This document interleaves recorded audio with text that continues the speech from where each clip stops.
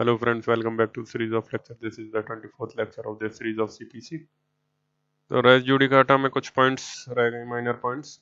तो उसमें से फर्स्ट पॉइंट है, does res judicata apply upon representative suits. Does res judicata apply upon representative suits. तो इसके लिए आप एक्सप्लेनेशन 6 निकालिए. Where persons litigate bona fide in respect of a public right or a private right. The private right also. Where persons litigate bona fide in respect of a public right or of a private right, claimed in common for themselves and others, all persons interested in such rights shall, for the purposes of this section, be deemed to claim under the persons so litigating. So they are using the word shall be deemed to claim under the persons so litigating.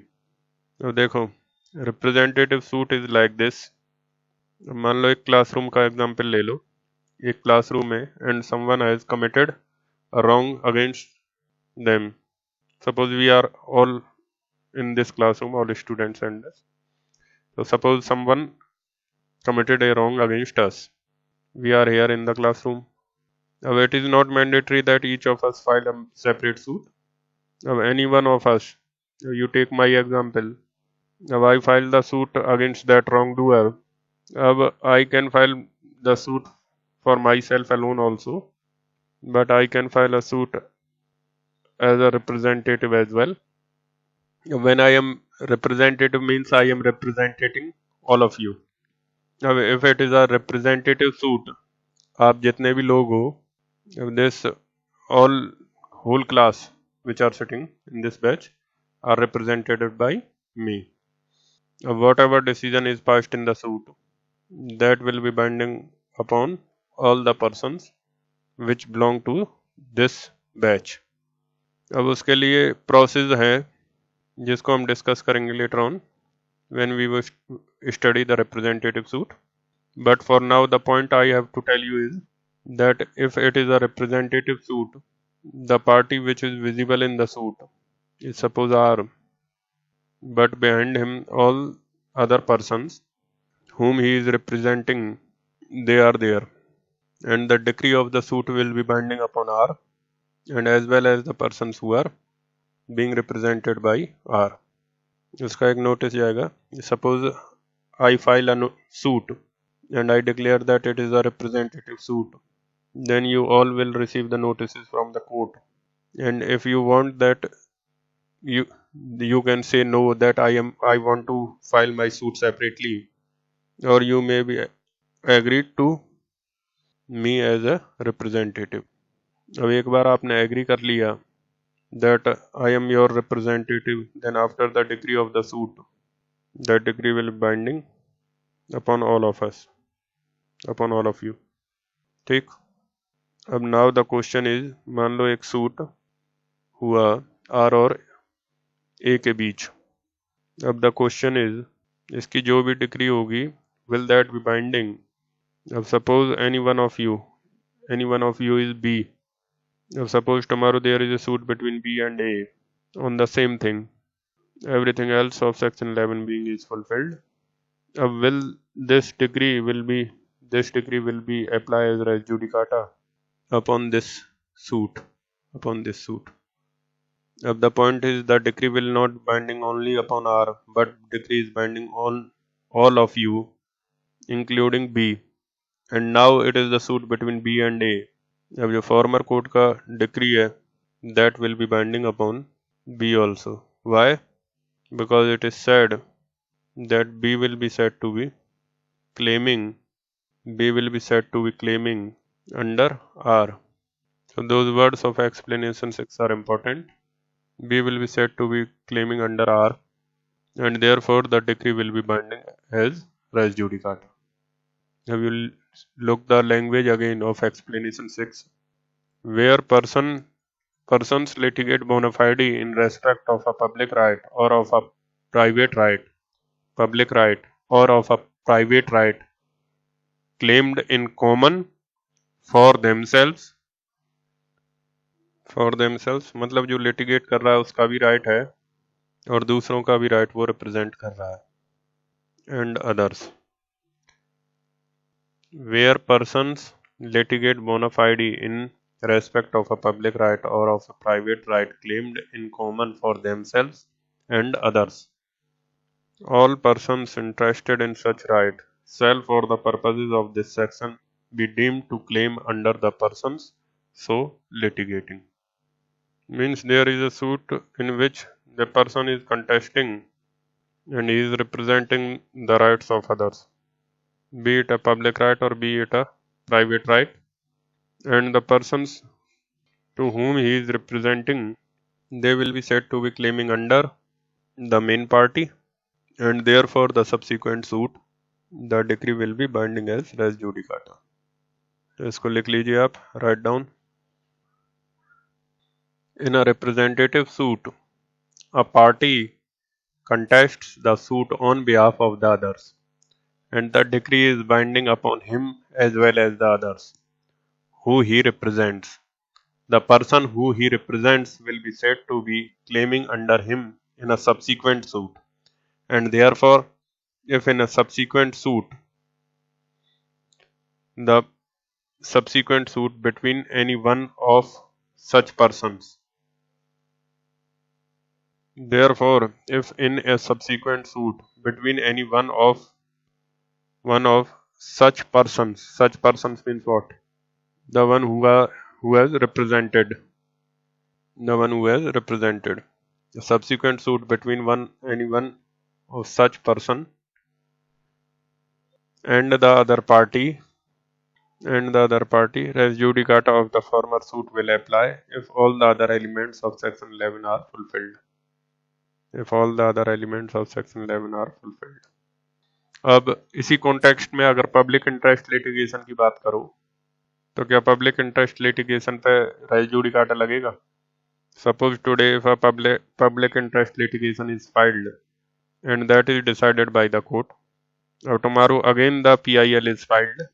अब there the question is that the former petition has been already decided.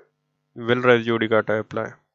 देखो अब books पढ़ोगे तो आप you will find that the PIL पे direct race judicata नहीं लगता, race judicata के प्रिंसिपल्स लगते हैं. लेकिन अगर PIL रिप्रेजेंटेटिव सूट के फॉर्म में है तब सेक्शन 11 लगेगा.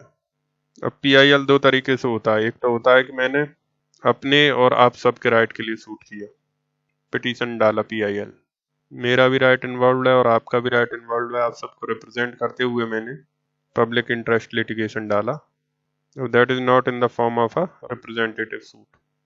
But at times I am not interested because my rights are not involved, but some other people's rights are involved, and I file a PIL for the protection of the rights of the other.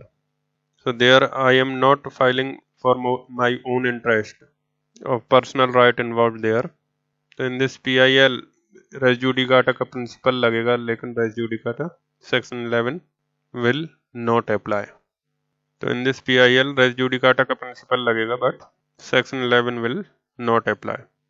But if you are filing a PIL in which your own rights is also involved, then that is a case of a type of representative suit. So there PIL पर res judicata will apply. तो इसको लिख लो आप, right?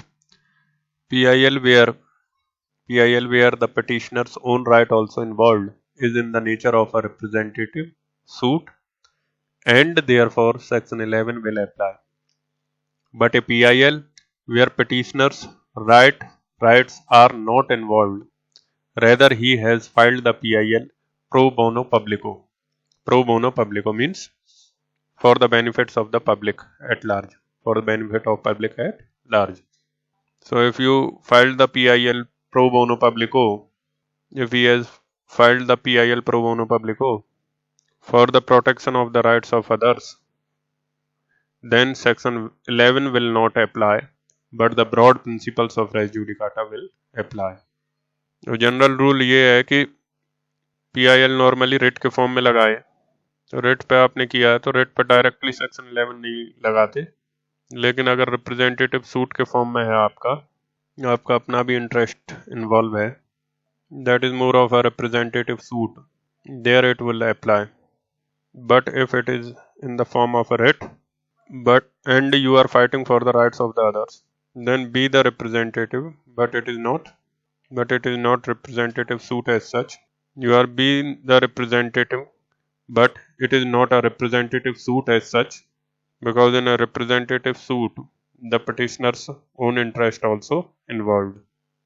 And if it is not there, then the principle of res judicata applies, but section 11 will not be applicable.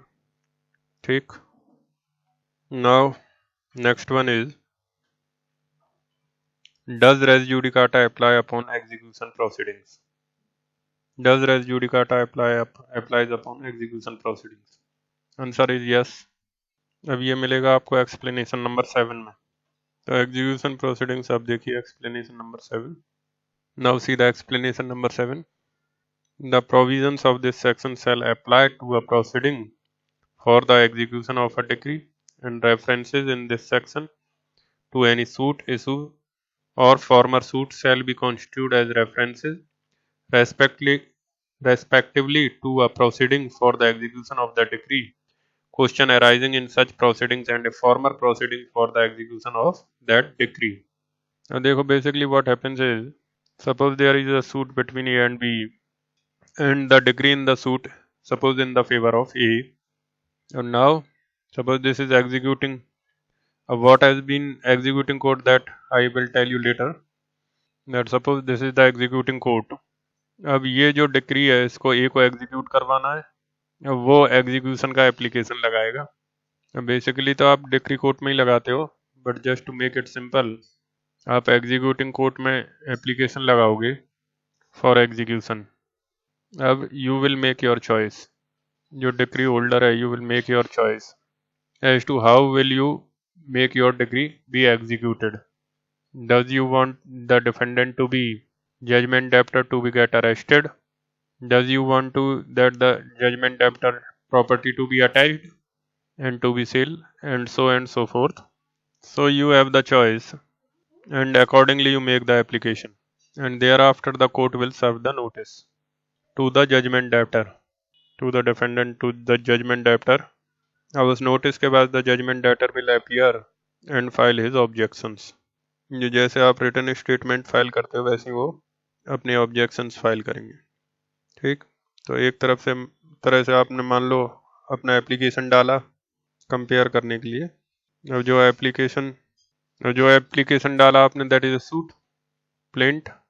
तो ये compare करने के लिए बोल रहा हूँ ये एग्जांपल.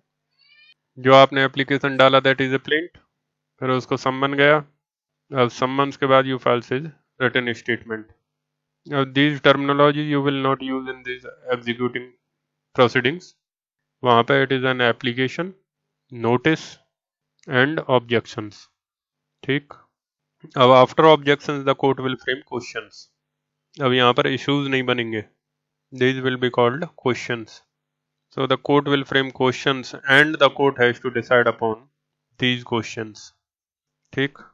अब फॉर एग्जाम्पल एक बार कोर्ट ने हियरिंग करके, suppose you have got a decree of 10 lakh rupees, you filed the application in the court for the execution of 10 lakh, and for that you have applied for attachment and sale of the some property of a judgment debtor.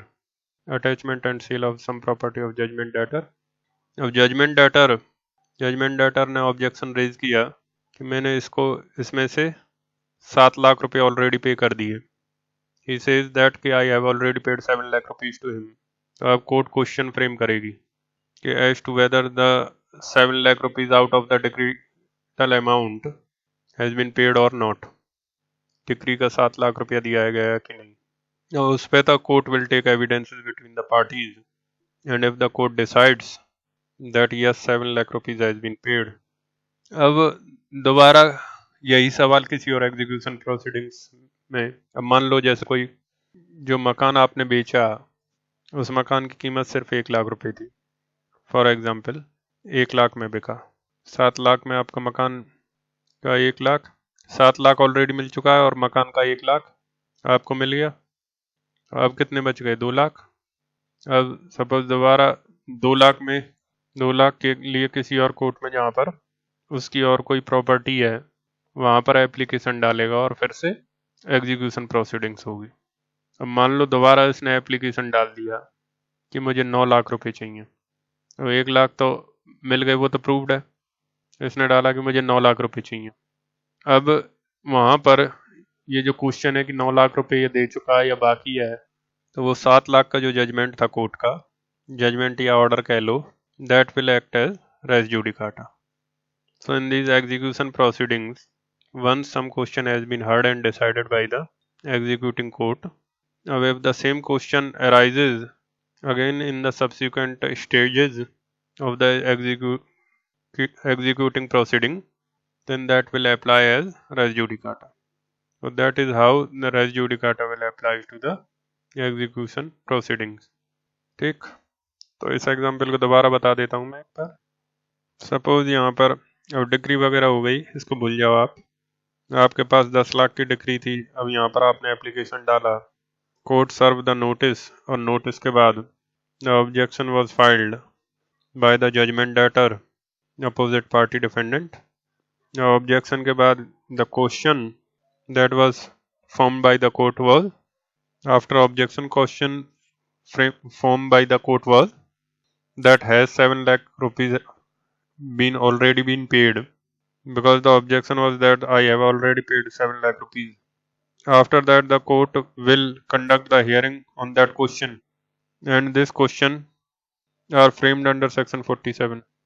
Section 47 में question frame होगा, and after framing of the question the court will conduct the hearing on questions and finally decides that yes 7 lakh rupees has been already paid.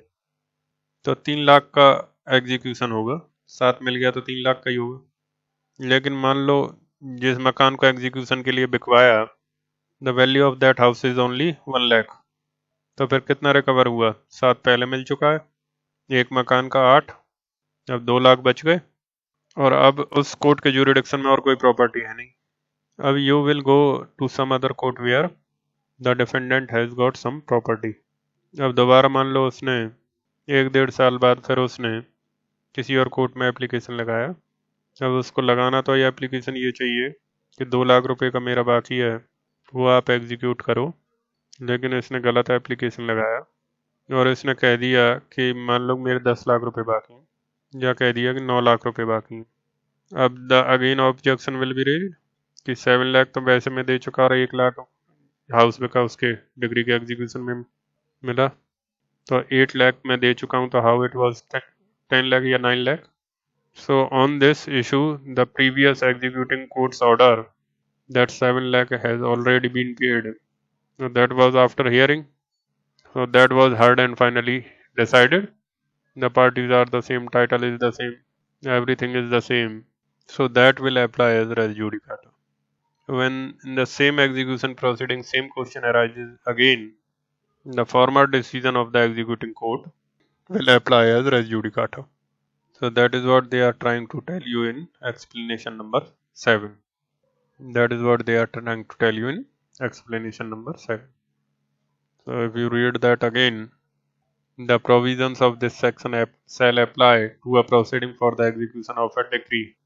So that is a clear declaration that execution proceedings में भी res judicata लगेगा। And mind you, एक ही execution proceeding की बात हो रही है, ये मत समझ लेना कि एक सूट उसका एग्जीक्यूशन और दूसरा सूट उसका एग्जीक्यूशन। तो फिर कैसे लगाओगे? दोनों सूट अलग अलग होंगे तो कैसे लगेगा?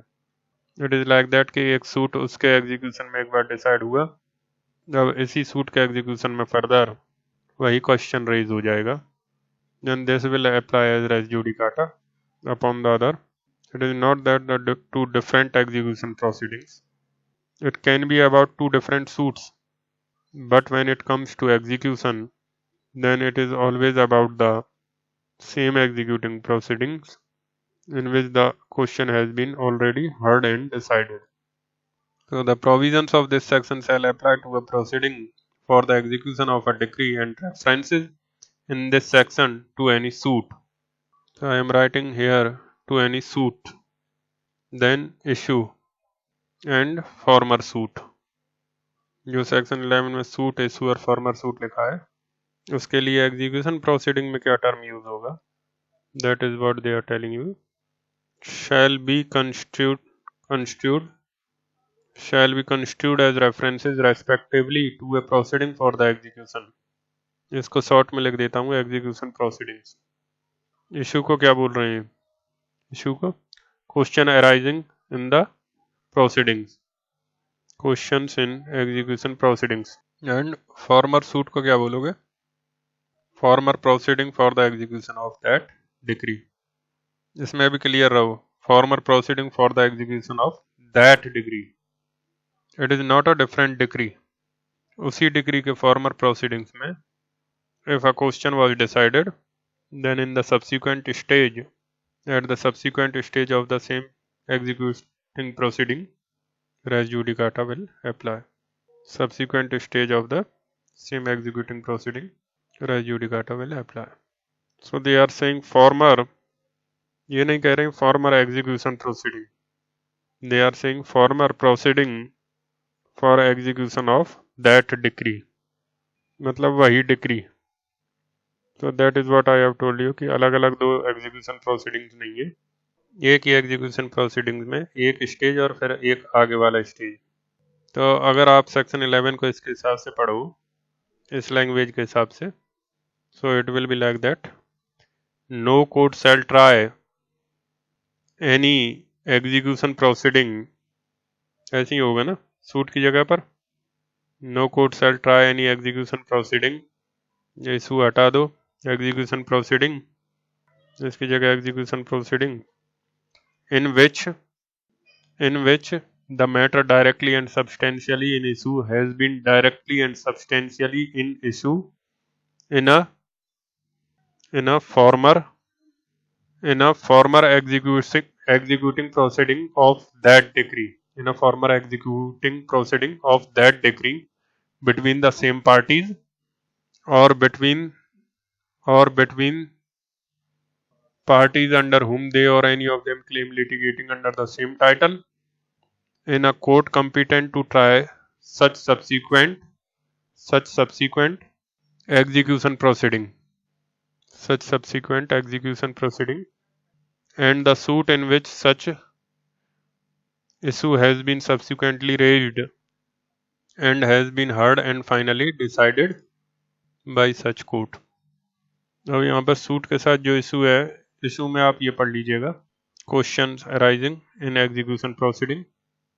अब एक्सप्लेनेशन 1 देखो, अगर द एक्सप्रेशन फॉर्मर सूट नहीं लिख के आप लिखोगे the expression farmer proceeding of that decree, farmer proceeding for the execution of that decree, farmer proceeding for execution of that decree shall denote a execution proceeding which has been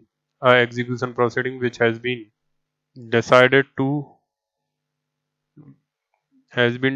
prior to a execution proceeding in question whether or not it was instituted prior thereto। so basically it is about execution proceeding। ठीक, तो इसमें एक sentence लिख लो आप, explanation 7 refers to the execution proceedings at the two different stages of the same execution proceedings।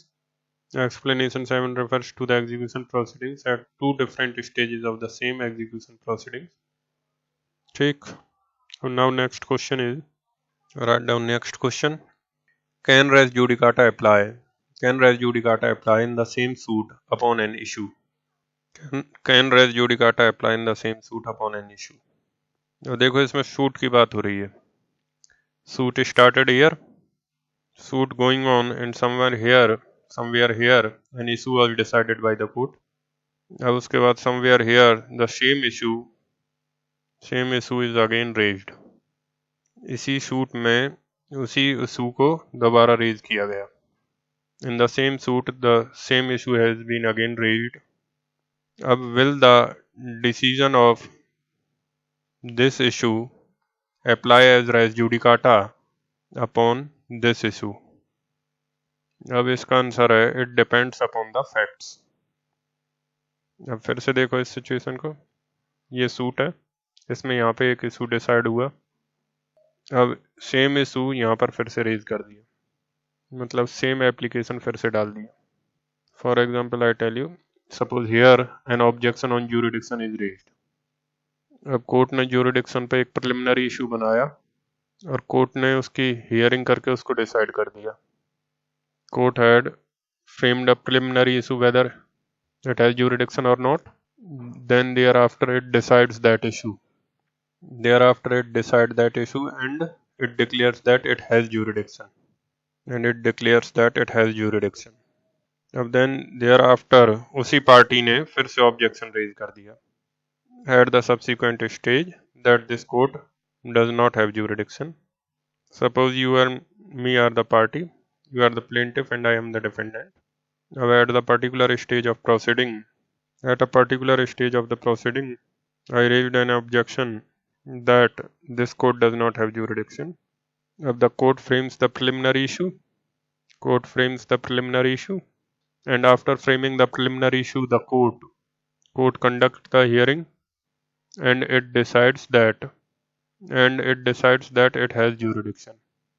अब उसके बाद court trial में चली गई आगे. अब फिर मैंने दोबारा 2 महीने 6 महीने बाद फिर वही ऑब्जेक्शन रेज कर दिया that this court does not have jurisdiction.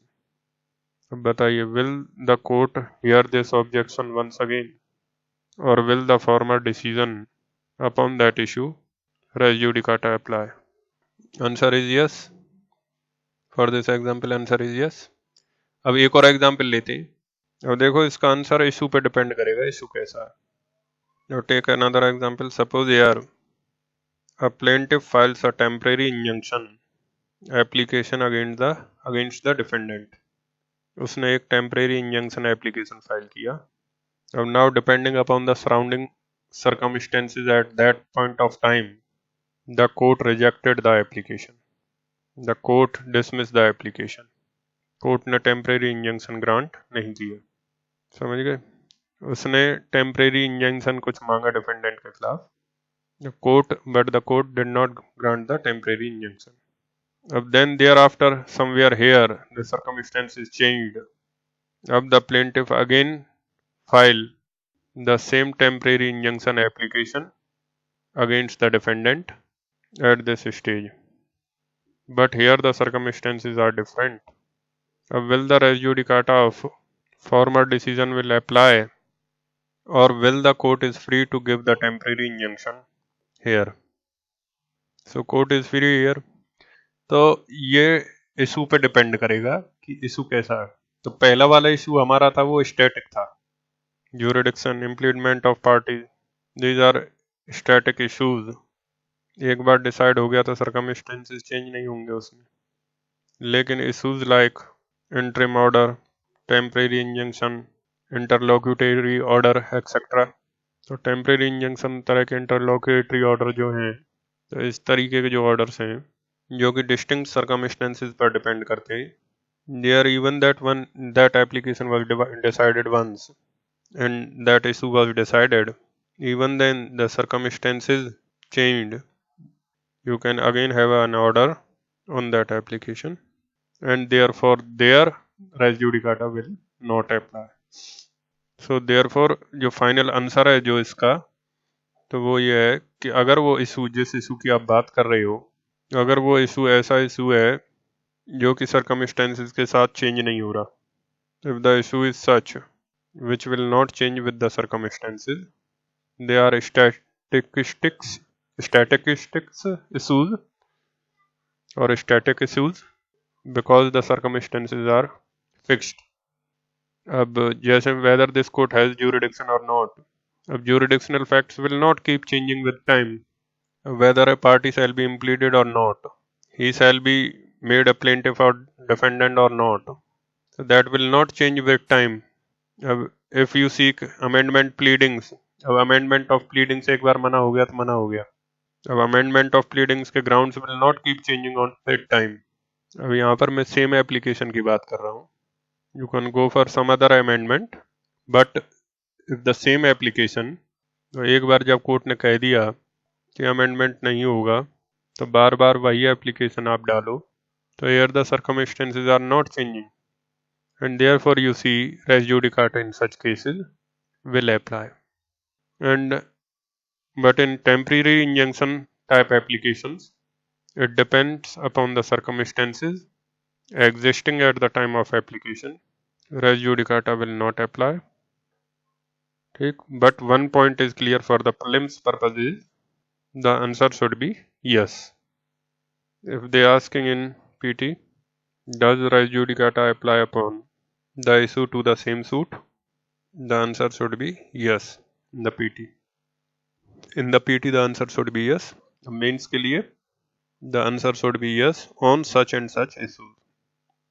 But if the issues are dependent on the circumstances, then the answer will be no. तो वो तो आप लिख के एक्सप्लेन करोगे. ठीक, अब देखो जो एप्लीकेशन पहले डिसाइड हो गया हमारा, तो क्या उस एप्लीकेशन का डिसीजन को हम फॉर्मर सूट मानेंगे? तो आंसर इज कि मानना पड़ेगा. इसलिए मानना पड़ेगा, अदरवाइज तो, क्योंकि अगर नहीं मानोगे तो अदरवाइज रेस जुडिकाटा नहीं लगाओगे, इसलिए इसको फॉर्मर सूट मानना पड़ेगा. So this application would be considered to be a former suit. This decision would be considered to be a former suit, and this will be considered to be a subsequent suit for the purpose of section 11. Now there is a case on this. Upon this, write down. Case का नाम लिखो, Arjun Singh versus Mohinder Kumar, 1964 supreme court. Arjun Singh versus Mohinder Kumar, 1964 supreme court. Arjun Singh versus Mohinder Kumar, 1964 Supreme Court. Write down. In the same suit, res judicata may apply upon an issue which is already been heard and finally decided. That is, if the same issue is raised in the same suit, res judicata may apply depending upon the nature of issue concerned. If the issue is such as is static, that is, the decision of the issue depends upon such circumstances or facts which are not subject to change with passage of time, then res judicata will apply. Example, issues like jurisdiction, amendment of pleadings, bar of limitation, impediment of parties, etc. These issues, once decided, are decided forever in that trial court. These issues once decided are decided forever in that trial court. अब उसके खिलाफ appeal आप जरूर कर सकते हो, appeal में कोई प्रॉब्लम नहीं है. They are talking about the raising in the same trial court again, but appeal में तो आप हमेशा जा सकते हो. So these issues once decided are decided forever in that trial court. Bracket में चाहो तो आप क्लैरिफाई करने के लिए लिख लो, दो अपील कैन बी फाइल्ड, दो appeal can be filed, bracket close. And if they are raised again in the same suit, the decision will again be the same as the facts on which the issue was decided will always remain the same.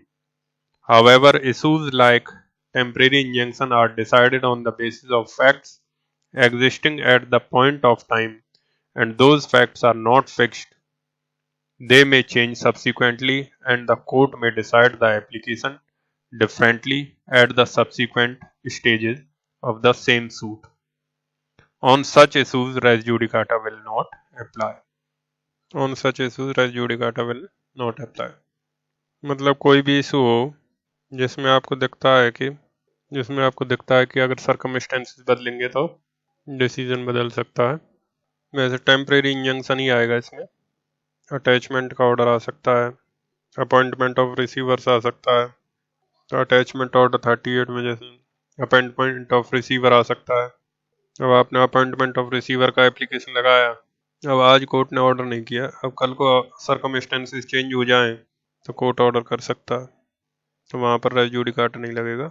और जैसे आपने attachment या arrest of defendant का application लगाया order 38 में, suppose today the court will not pass the order but if the circumstances changes tomorrow the court may pass the order. तो temporary injunction, attachment, ये सब एग्जाम्पल्स हैं. Attachment of the property of defendant, arrest of the defendant, appointment of the receiver. तो इस तरीके के जो situations हैं, they all are based upon the existing circumstances. There res judicata will not apply. तो एक बार ज़रूर ध्यान रखिएगा कि अभी तक हमने जो भी बात किया है इशूज से रिलेटेड, उनमें से कोई भी इशू मेरिट्स पे इशू नहीं है। तो एक कन्फ्यूज़न है छोटा सा, जिसको दूर करना चाह रहा हूँ कि जब मैंने बोला कि सूट में इशू पर रेस जुडिकाटा लग सकता है, I never meant issues on merits पर रेस जुडिकाटा लग सकता है। I always meant other issues, क्योंकि इशूज ऑन मेरिट्स तो पहले डिसाइड होगा ही नहीं।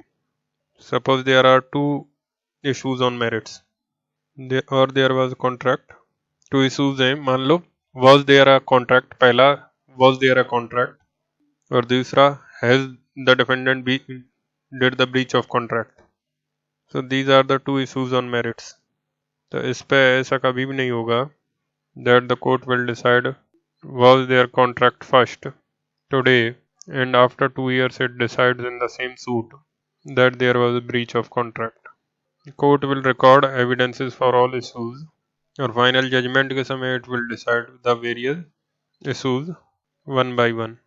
So issues on merits of the suit, issues on merits of the suit, उस पे उसी सूट में रेस जुडिकाटा की नौबत नहीं आएगी. Issues on merits of the suit, on those issues the question of apply res judicata in the same suit will not arise because they are not decided during the pendency of the suit. They have to decide it at the end of the trial, at the time of the judgment. But these issues I am talking about, these are interim kind of issues. Interim issues which are more technical issues.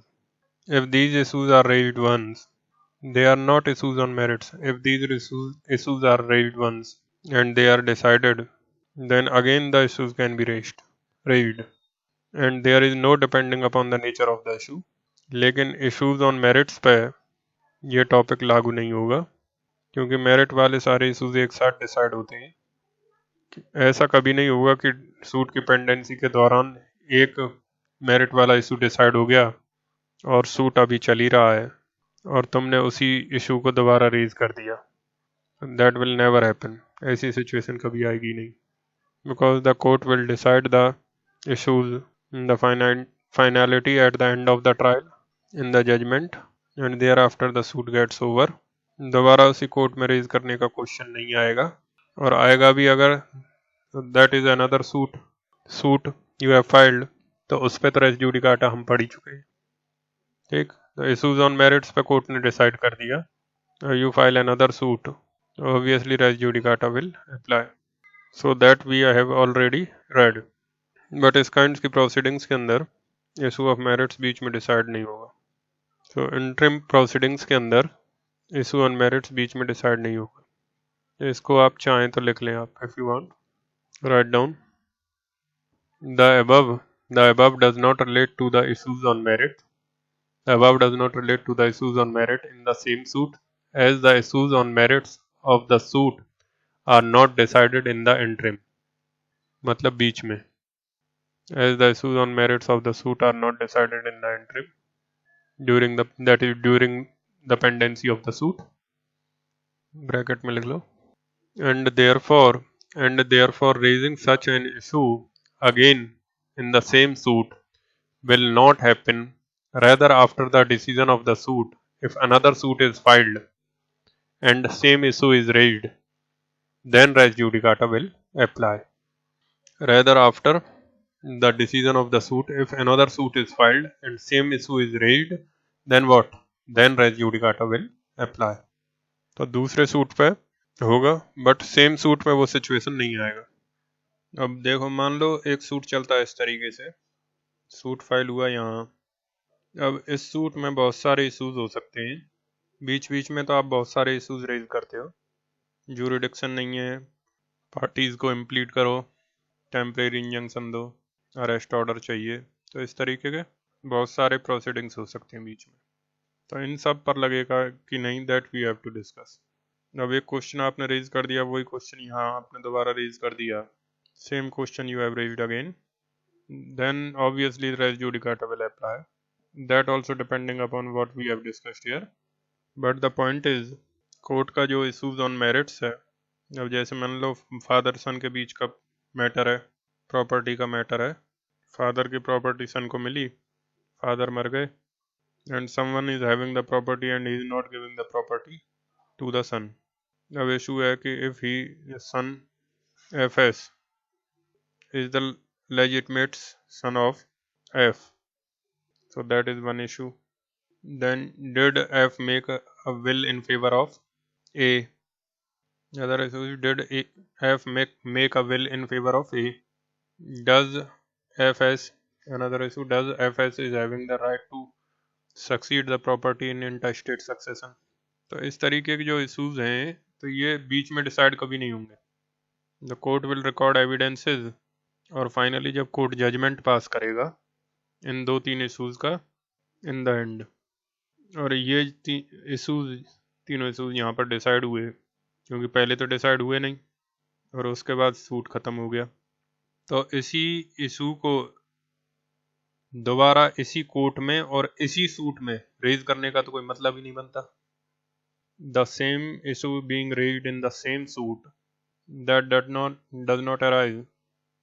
Later on you can file another suit and that suit you can always raise the question again, and obviously in that case the res judicata will apply.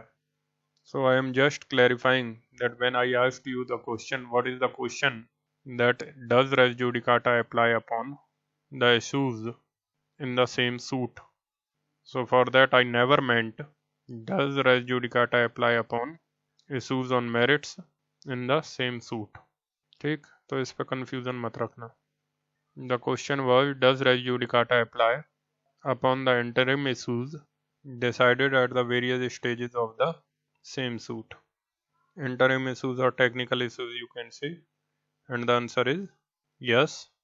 But if the circumstances or the facts of the issues, if the circumstances or the facts of the defendant are static, but if the fact on which the issue is dependent is dynamic and subject to change with the passage of time, then res judicata will not apply. ठीक. So now next question is, does res judicata apply with respect to erroneous decisions of law made by the former court? वैसे तो question बहुत छोटा सा simple सा question है. मान लो ए और बी के बीच में एक सूट हुआ और उस सूट में कोर्ट ने डिग्री पास कर ली ए के फेवर में, लेकिन वो डिग्री रॉन्ग है. It was wrong decision of the court. Court ने एविडेंसेस का अप्रेजल गलत कर लिया है. कोर्ट ने बर्डन ऑफ प्रूफ गलत व्यक्ति पर डाल दिया है. तो because of some reasons decree is erroneous. Now again B files a suit against A to the same matter, and when A pleads res judicata of the former decision, then B claims that that was a wrong decision, और क्योंकि it was wrong, it should not apply as res judicata. So tell me, will res judicata apply or not? अब ध्यान रखना, अगर court ने गलत decision भी दे दिया है फिर भी रेस जूडिकाटा लगेगा. सुनिएगा ध्यान से, अगर कोर्ट ने गलत डिसीजन भी दिया है तब भी रेस जूडिकाटा लगेगा. जैसे कोर्ट ने एविडेंसेस का अप्रीजल गलत कर दिया, कोर्ट ने बर्डन ऑफ प्रूफ गलत व्यक्ति पर डाल दिया, कोर्ट ने कुछ डॉक्यूमेंट्स एडमिट नहीं किए, सो कुछ ऐसा एरर किया कोर्ट ने जिसकी वजह से रॉन्ग डिसीजन आ गया, तब भी अगर आप सब्सिक्वेंट सूट करते हो तो रेस जूडिकाटा लगेगा.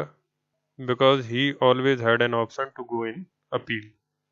ही has a right to go in appeal, and he not go in appeal, he filed a fresh suit, and as fresh suit will not be allowed because he should go in appeal.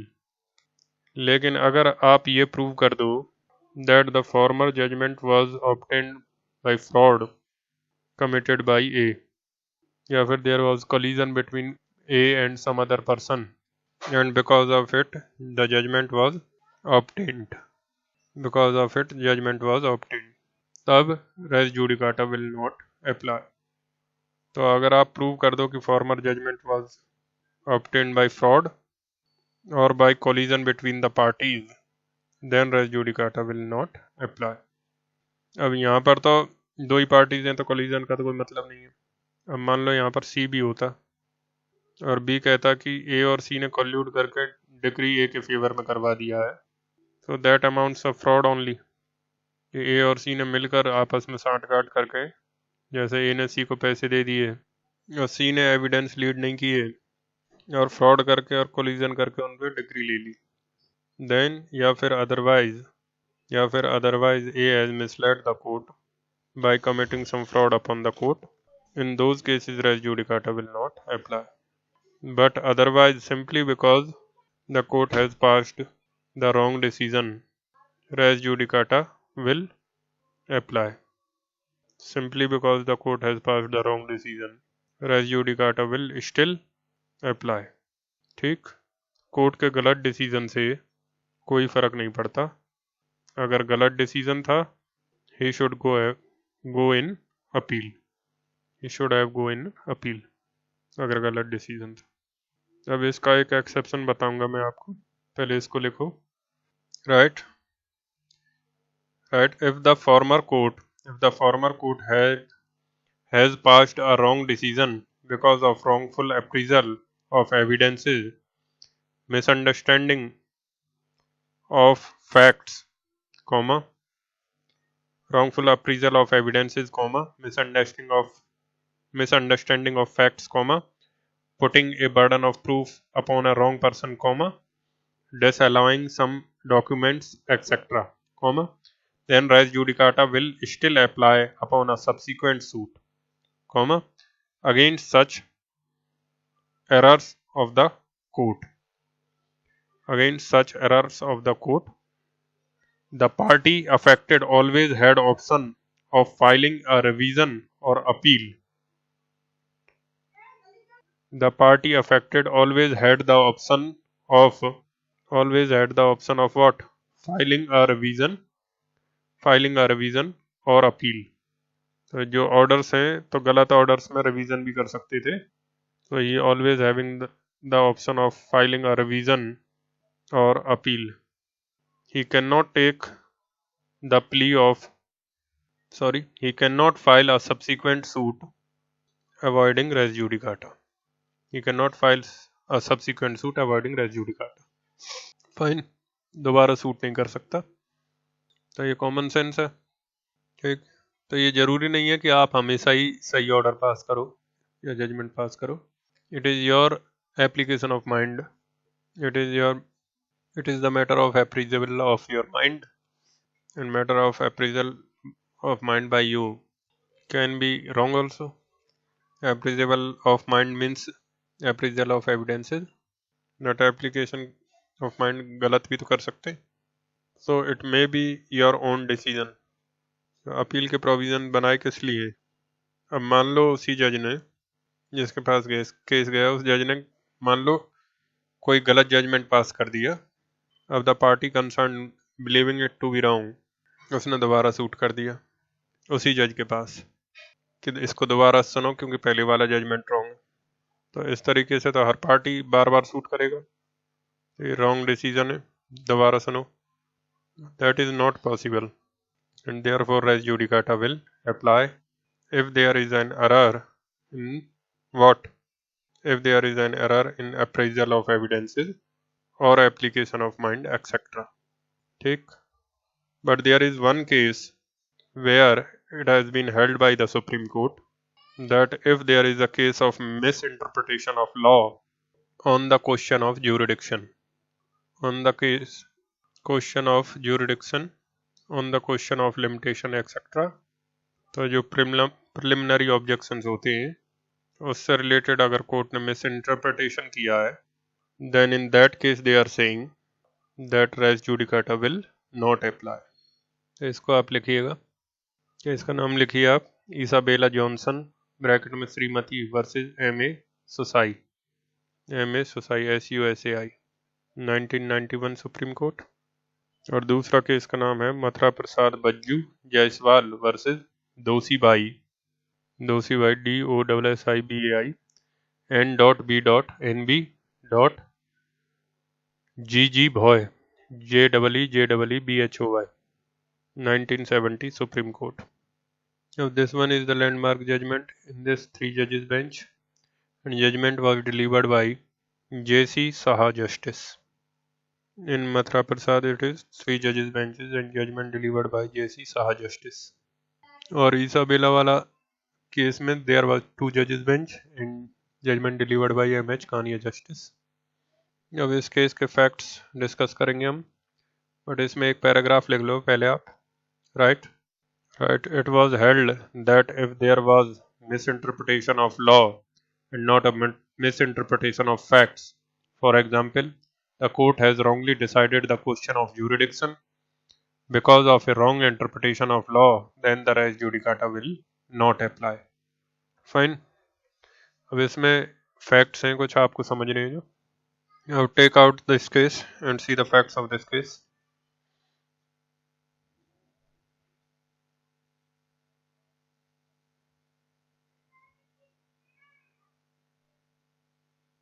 The appellant was the plaintiff. The appellant was the plaintiff and the respondent was the defendant. Respondent was the defendant in the suit. Number so and so. Filed in the court of the third assistant judge, City Civil Court, Hyderabad.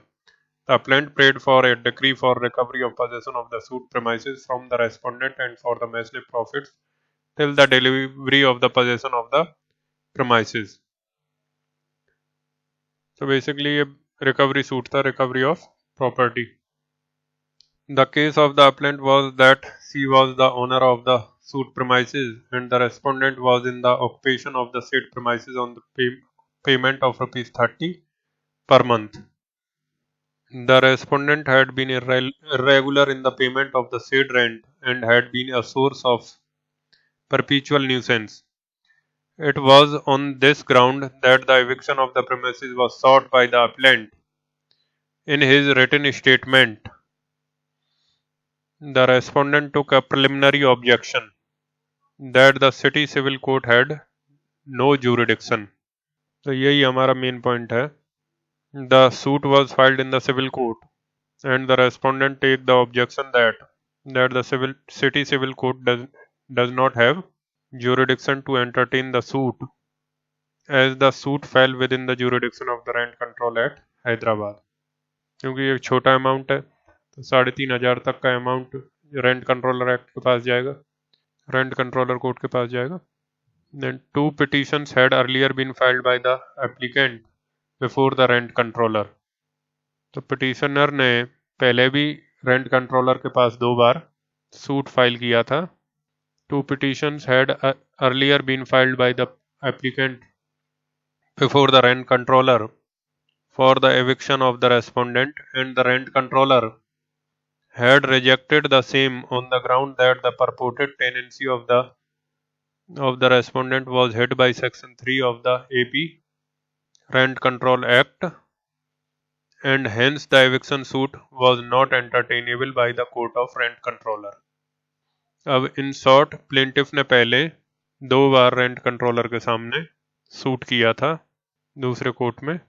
Plaintiff ने 2 बार rent controller के सामने suit किया था उसके court में, लेकिन दोनों बार rent controller ने अपना ज्यूरिडिक्शन मना कर दिया था और दोनों बार उसने ऑब्जेक्शन उठाया था. ऑब्वियसली ऑब्जेक्शन तो उठाया होगा. पिटिशनर गया रेंट कंट्रोलर के पास, डिफेंडेंट ने ऑब्जेक्शन उठाया, ज्यूरिडिक्शन नहीं है. रेंट कंट्रोलर ने डिसाइड कर दिया ज्यूरिडिक्शन नहीं है. अब फिर ये गए रेंट कंट्रोलर के पास, फिर वही ऑब्जेक्शन आया, फिर डिसाइड कर दिया कि ऑब्जेक्शन फिर ज्यूरिडिक्शन नहीं है. अब ये बेचारा थकार के गया सिविल कोर्ट में, अब फिर ऑब्जेक्शन उठा रहा है सिविल कोर्ट में कि सिविल कोर्ट का ज्यूरिडिक्शन नहीं है. तो अब क्वेश्चन ये है कि 2 बार रेंट कंट्रोलर ऑलरेडी डिसाइड कर चुका है कि किसका ज्यूरिडिक्शन है. 2 बार रेंट कंट्रोलर डिसाइड कर चुका है कि किसका ज्यूरिडिक्शन है और अब आप ऑब्जेक्शन कर रहे हो कि उसका ज्यूरिडिक्शन है. तो whether that court has jurisdiction or not. And the objection of plaintiff is that since the rent controller has already decided twice that it does not have jurisdiction, so on that point the present suit res judicata shall apply. So that is the claim of the plaintiff. अब defendant का कहना है that the rent controller had wrongly decided he has misinterpreted the law and he has wrongly decided that he does not have jurisdiction. And since it was a misinterpretation on the point of jurisdiction, res judicata shall not apply. Plaintiff का कहना है कि मैं 2 बार rent controller के पास जा चुका. The rent controller had decided already that he does not have jurisdiction. So now that point, because he is raising the objection that rent controller has jurisdiction and not the civil court, so on that point res judicata will apply. So that is what the plaintiff says, and therefore the city civil court should try the suit. If the defendant says that the rent controller had earlier wrongly decided, he had misinterpreted the law and decided that he does not have jurisdiction, whereas he actually has jurisdiction. ठीक? And therefore on that point, res judicata will not apply. That is the broad contention here. अब आगे देखिए. This conclusion was arrived at on a plea to the said effect taken by the respondent. पहले respondent ने objection उठाया था, इस वजह से रेंट कंट्रोलर ने जुरिडिक्शन मना किया था. In the court of the learned third assistant judge of the city civil court at Hyderabad, and the respondent took up the plea that the suit fell exclusively within the jurisdiction of the rent controller, and hence the city civil court had no jurisdiction to entertain the suit. Certain pleas were made regarding amendments in the law with which we are not concerned in this appeal. What is material to note for our purpose is that the learned assistant judge took the view that as the respondent had before the rent controller taken up the plea that it was not the rent controller but the city civil court which had the jurisdiction to entertain the eviction petition against him, and the said plea was upheld. It was not open to the respondent to take up the inconsistent plea before the city civil court, and it was rent controller and not the city civil court which has jurisdiction to entertain the proceedings. So it was not open to respondent to take up the inconsistent plea before the city civil court that it was. मतलब ये जो जज ने city civil court ने decide किया था वो इस ग्राउंड पे किया था कि पहले तुमने रेंट कंट्रोलर के पास ऑब्जेक्शन रेज कर लिया और अब तुम मेरे पास यहाँ आकर ऑब्जेक्शन रेज कर रहे हो, तो तुम इनकंसिस्टेंट प्लीडिंग्स नहीं कर सकते. एंड देयरफॉर जब एक बार डिसाइड हो गया कि रेंट कंट्रोलर के पास जुरिडिक्शन नहीं है और अब तुम यहाँ पे उल्टा ऑब्जेक्शन कर रहे हो, so that will not be allowed and I will have jurisdiction. So that is what the court has decided.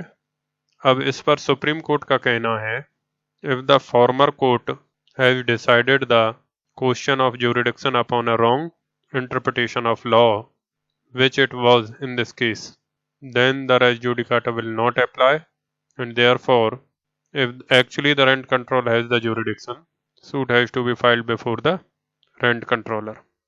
It was held that the respondent could not be allowed to approbate and reprobate, and that he was stopped by the way of pleading to take up an inconsistent plea regarding jurisdiction. मतलब जो trial court था उसने ये कहा कि आपके ऊपर estoppel लगेगा, पहले आपने कुछ और कहा था और अब आप कुछ और कह रहे हो, so by estoppel you are bound and therefore res judicata will not apply. तो ट्रायल कोर्ट ने ज़्यादा स्टॉपल के ग्राउंड पर अपहोल्ड किया कि res judicata will not apply. ठीक, तो ये फैक्ट्स थे. तो इसी तरीके से जजमेंट पढ़ा जाता है. पहले जजमेंट के फैक्ट्स पढ़ो, जजमेंट के फैक्ट्स को ABCD करके बना लो, ABCD करके समझ लो, और उसके बाद पूरा जजमेंट पढ़ने के बजाय हेड नोट्स में चले जाइए और वहाँ पे जो कोर्ट ने कहा उसको पढ़िए, समझिए, और अगर नहीं समझ में आए तब आप करस्पॉन्डिंग पैराग्राफ में जाइए. नहीं तो अदरवाइज तो इतने सारे जजमेंट पढ़ना पॉसिबल नहीं होगा. लेकिन कुछ जजमेंट्स ऐसे हैं जिनमें हेड नोट्स नहीं है. In the instant case, the question of jurisdiction is a pure question of law. The High Court was right in its conclusion that in the matter of jurisdiction to entertain the suit, doctrine of estoppel could not be invoked, and that the city civil court has had no jurisdiction to entertain the suit as it lay exclusively within the jurisdiction of the rent controller. High court ने इसके खिलाफ judgement दिया था, city civil court के खिलाफ, क्योंकि city civil court ने ये कहा कि पहले वाला जजमेंट अगर गलत भी है फिर भी estoppel applies upon you and therefore the res judicata will not apply. अब उसी पे सुप्रीम कोर्ट कह रहा है कि the view that the principle of res judicata is applicable was erroneous decision of jurisdiction and cannot be regarded as pure question of law. Then a court which has no jurisdiction in law cannot be conferred with the jurisdiction by applying principle of res judicata. It is well settled that there can be no estoppel on a pure question of law. And in this case, jurisdiction is the pure question of law. तो trial court में जो estoppel के basis पे मना किया था, तो estoppel never applies on the pure question of law. ये एविडेंस में आपने पढ़ा है, ठीक। तो estoppel does not apply on statutes or upon the pure question of law. तो ट्रायल कोर्ट का ये जजमेंट था that because of the estoppel you are bound not to raise the question again. So that was wrong because the estoppel does not apply against the pure question of law. And if the former court has decided the question of jurisdiction, which is the question of law, erroneously by interpreting the law wrongly, then res judicata will not apply. Means what? Suit फिर जाएगा rent controller के पास, ठीक। अब इसमें इस case में जब आप टकवानी पढ़ोगे उसमें अवतार सिंह वर्सेस जगजीत सिंह का केस है। अब ध्यान रखिएगा, Avtar Singh versus Jagjit Singh was a wrong decision. अब दैट वाज अ 2 जजेस बेंच, तो 1979 का जजमेंट है। और जबकि आपका मथुरा प्रसाद बजू जायसवाल वाला है, दैट वाज 3 जजेस bench. And Isabella Johnson is following Mathura Prasad case. And for your information, Avtar Singh case is not a good law. और सुप्रीम कोर्ट ने इस केस में भी बोला है कि Avtar Singh judgment is not a good law because that is by only 2 judges, but the Mathura Prasad is a 3 judges bench. So Isabella Johnson is a good law because that is in line with Mathura Prasad. अब इसमें ये paragraph निकालो एक बार। अब जैसे हमने summary पढ़ ली एक बार हेड नोट्स, तो उसके पढ़ने के बाद एक बार केस छोटा लगेगा। अब उसके बाद यहाँ पे देखो क्या लिख रहा है इन दिस पैरा। तो वो जो समरी है वो इन्हीं पैराग्राफ्स की है, तो आपका और मन करे पढ़ने का तो इन पैराग्राफ को पढ़ लो। तो I am just telling that how to read the judgments. The same view has been reiterated by a bench comprising 3 learned judges of this court in Sushil Kumar Mehta versus Govind.